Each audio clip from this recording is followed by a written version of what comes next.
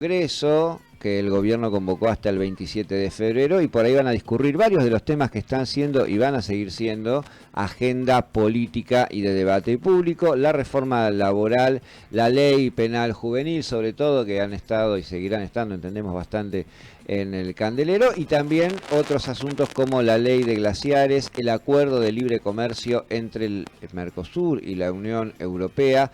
Entre otras cositas ya menores, está pautado que se formalice la designación de Fernando Iglesias como embajador ante la Unión Europea, aunque ya está ahí. Bueno, toda una serie de cosas, un hervidero, imaginamos, el Congreso Nacional. Y para que nos cuente un poquito más al respecto, estamos en comunicación con nuestra amiga Amanda Alma, que es periodista parlamentaria ya desde hace un montón de tiempo, que transita esos pasillos. ¿Qué tal, Amanda? ¿Cómo andás?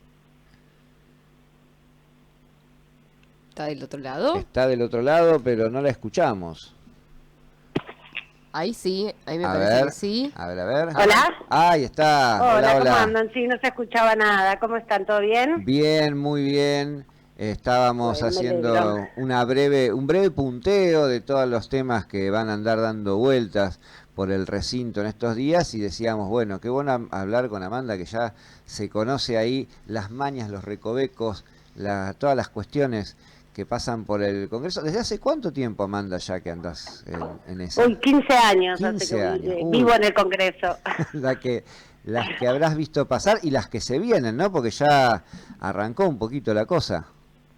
Sí, la verdad que el Congreso fue cambiando mucho en esta década larga que me tocó ser una testigo presencial. Ha cambiado mucho, se ha modificado la estructura de la representación, ¿no? Un Congreso en el que yo entré en 2010, muy popular, no solamente con leyes importantes, sino llena de pueblo, podríamos decir, las comisiones, las oficinas, los mismos pasillos del Congreso, porque cada vez que se debatía un proyecto, las bandejas de el recinto, sobre todo de la Cámara de Diputados, que representa al pueblo, se llenaban de organizaciones populares, se festejaban, por ejemplo, el Día del Orgullo de la Identidad Villera, bueno, cosas muy importantes que tienen que ver con nuestro pueblo, con los sectores más sufridos de nuestro pueblo en un sistema muy desigual. Hoy en día es un Congreso que parece un set de televisión, básicamente, vacío, venido a menos, degradado, sin debate político, con legisladores que solo repiten frases hechas y que no tienen la capacidad de defender ni siquiera las ideas que los han llevado, a muchos de ellos, a una banca obtenida por recursos económicos, ¿no? Ni siquiera por una perspectiva política o por una trayectoria política. Así que es como interesante también todo lo que pasó en este tiempo y lo que va a venir. Bueno, son todas pésimas noticias, nada bueno puedo contarles de lo que se viene. No, pero qué termómetro interesante que estás tirando para pensar las etapas históricas. ¿Cuánta gente uno se cruza en el Congreso? Además de la calidad que uno puede decir de los legisladores y las legisladoras, digo, ¿en qué medida esos pasillos y esas bandejas se llenan o no de gente? ¿Participan o no personas en audiencias, foros, espacios? ¿Existen o no esos espacios como termómetro para pensar los momentos históricos? Está bueno, nunca lo había pensado, bueno, y ahí lo tenés de primera mano. No, y además también eso que vos decías, ¿no? Cuando el Congreso está en sintonía con la calle, es una puerta giratoria, podríamos decir, ¿no? Va y viene. Hoy el Congreso está vallado, tiene vallas permanentes, ¿no? Algo que ya en el 2001 se le pusieron rejas luego de que el pueblo le fue a demandar en vivo y en directo a sus representantes que lo sacaran de esta situación crítica donde las habían llevado, producto de la desigualdad profunda y la concentración económica. Hoy todas las instituciones están totalmente inaccesibles. No solamente hay huella para acceder, te tenés que registrar con un documento, no hay un movimiento franco. De hecho, cuando hay sesión en la Cámara de Diputados, que en general coincide con la marcha de los jubilados de los miércoles, hay un vallado y hay un despliegue de Gendarmería Nacional. O sea que hoy el Congreso o las instituciones de la democracia y el pueblo al que representan tienen un vallado, un impedimento, no tienen una relación directa. No puedes ir a reclamarle a los diputados a la puerta porque te saca la policía, básicamente. Primero, no puedes acceder, y segundo, en caso de que accedas, te sacan a palazos. Así que sí, eso que marcas es muy fuerte y va mostrando, bueno, eso, ¿no? El valor que va teniendo la democracia y cómo también una sociedad que fue adaptándose a una propuesta económica concentradora de cómo comunicarse, prefiere mandar mails o ver por YouTube las sesiones que le importan en vez de movilizarse hasta el Congreso y gritarles en la puerta lo que piensen, y en la cara en definitiva, ¿no? Hablarle cara a cara, bueno, los putean por Twitter y después los votan también, ¿no? Hay que decirlo, porque si no, no estaríamos acá. Pero bueno, eso en términos de la composición y la dinámica.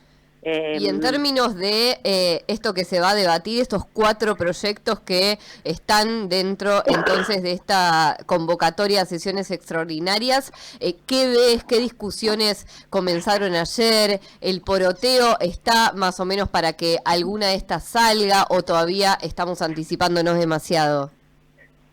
No, mira, la verdad es que el Congreso cambió radicalmente a partir del 26 de octubre.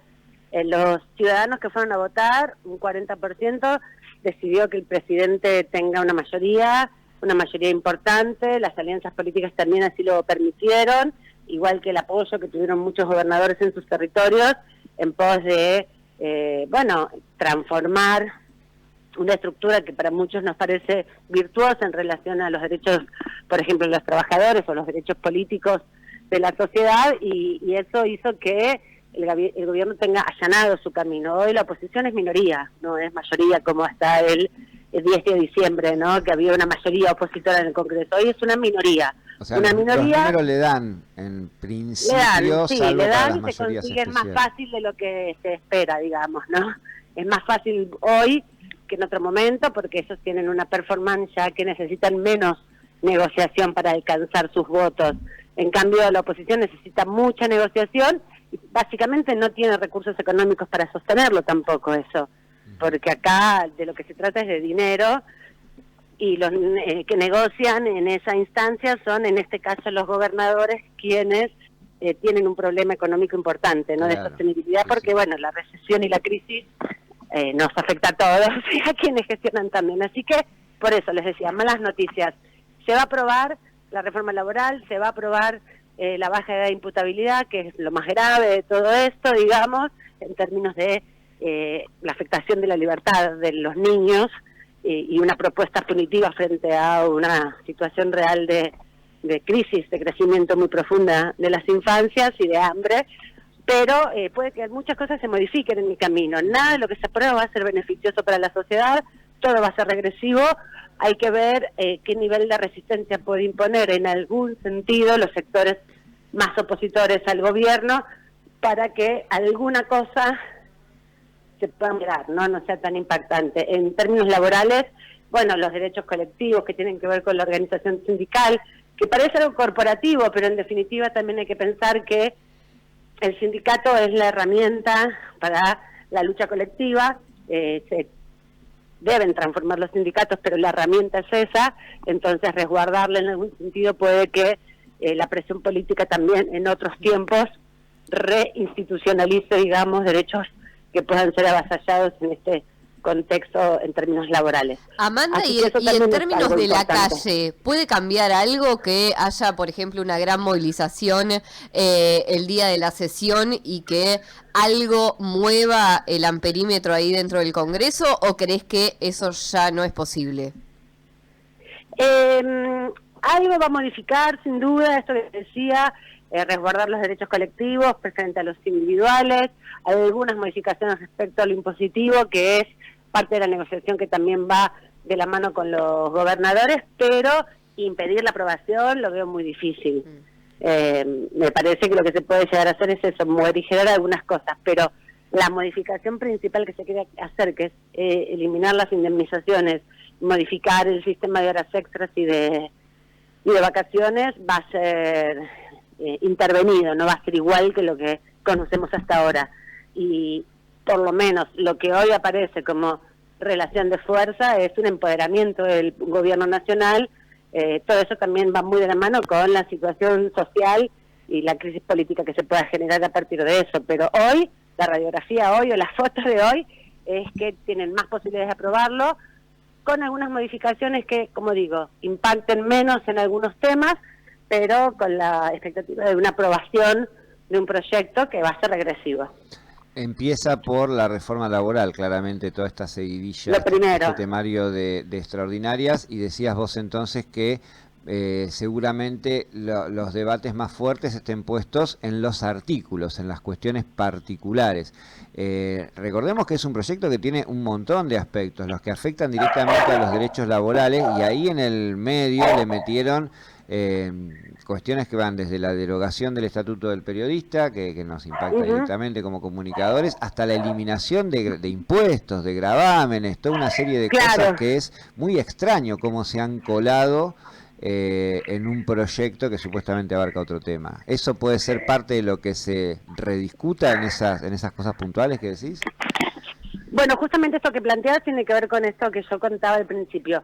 Como derechos colectivos tiene que ver que impactan directamente en lo laboral, también tienen que ver con los convenios, ¿no? Por ejemplo, la ultraactividad de los convenios colectivos, o en este caso el Estatuto del Periodista, que establece algunas particularidades de la tarea que nosotros desarrollamos. Por ejemplo, que no podés sufrir persecución ideológica, que no te pueden despedir por tu ideología en el medio en el que trabajás. Está prohibido que eso suceda. Si te pasa eso, podés denunciarlo ante la justicia, y hay, bueno, miles de fallos argentinos y de todo el mundo que resguardan esta situación particular, del trabajo particular que tienen los periodistas. Eso tiene que ver con los derechos colectivos, y eso es lo que yo les decía al principio, que es muy probable que pueda excluirse, que no se modifique la ultraactividad de los convenios. Esto quiere decir que no se negocie todos los años las distintas características de los trabajos por las condiciones. No sé, no es lo mismo un chofer de un bondi de larga distancia que un chofer de un bondi urbano, no tienen las mismas tensiones, ni los mismos cansancios, ni las mismas responsabilidades, por más que los dos transportan gente, ¿no?